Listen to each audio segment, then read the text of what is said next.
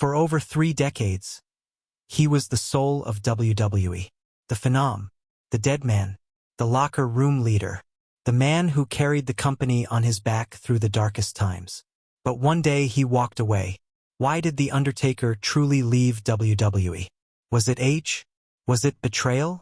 Or was it the price of loyalty that even the Deadman could no longer pay? Today, we uncover the untold truth of why The Undertaker left WWE forever. Undertaker debuted at Survivor Series 1990, shocking the world.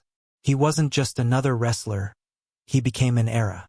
Vince McMahon trusted him with impossible tasks, carrying main events, mentoring new stars, even protecting the company when times got tough. Through the 90s and 2000s, Taker became the backbone of WWE, and the undefeated streak at WrestleMania became his crown jewel. But while fans only saw dominance, behind the scenes the toll was building. His body was breaking. Every slam, every chair shot, every dive outside the ring took a piece of the man who never stayed down. Multiple hip surgeries, knee replacements, and a broken body that refused to heal. Undertaker revealed later that after some matches, he couldn't even walk out of bed the next morning. Doctors warned him years ago, "If you keep going, you may not walk again." But loyalty to Vince McMahon kept him returning. He missed birthdays, family time, health, all for WWE.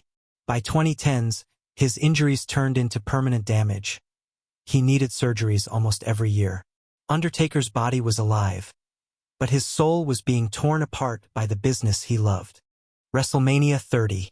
Brock Lesnar. The moment the streak ended, the world was silent. Undertaker was rushed to the hospital that night with a concussion. He couldn't even remember most of the match. This was a turning point. Many fans believe this was the first seed of doubt in his heart. The streak was his legacy, and once it ended, a huge part of the Deadman's soul was gone. The Phenom was no longer invincible. He was human. And for Mark Calloway, that truth hurt more than any broken bone. As WWE moved into the PG era, younger stars became the focus. Roman Reigns, Seth Rollins, John Cena, etc. Undertaker began feeling out of place. He was brought back only for special attractions. Some years he had just one match. He once admitted, "I felt like a guy chasing the dragon, trying to relive the magic, but it was slipping away."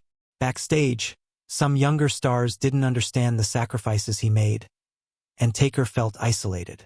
Slowly, the locker room he once ruled was no longer his kingdom. Rumors of tension with newer stars who didn't respect the old ways. Undertaker wasn't political, but he hated the arrogance of certain wrestlers.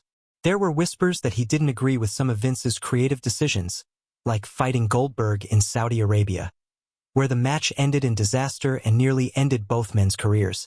Undertaker admitted later, "That match made me question if I should keep going at all." The Deadman realized he was becoming a shell of himself, booked in matches that hurt his legacy.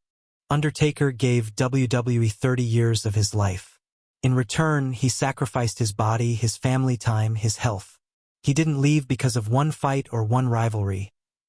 He left because the man behind the Deadman, Mark Calloway, had nothing left to prove. He left because his story was complete. The Undertaker didn't leave WWE out of hate. He left out of love. Love for the fans, love for the business, love for the character that defined him. He gave everything, his youth, his body, his soul, and in the end, he walked away a legend. Not because he was forced to, but because even legends deserve peace. The Deadman's body may be gone from WWE, but his shadow will haunt that ring forever.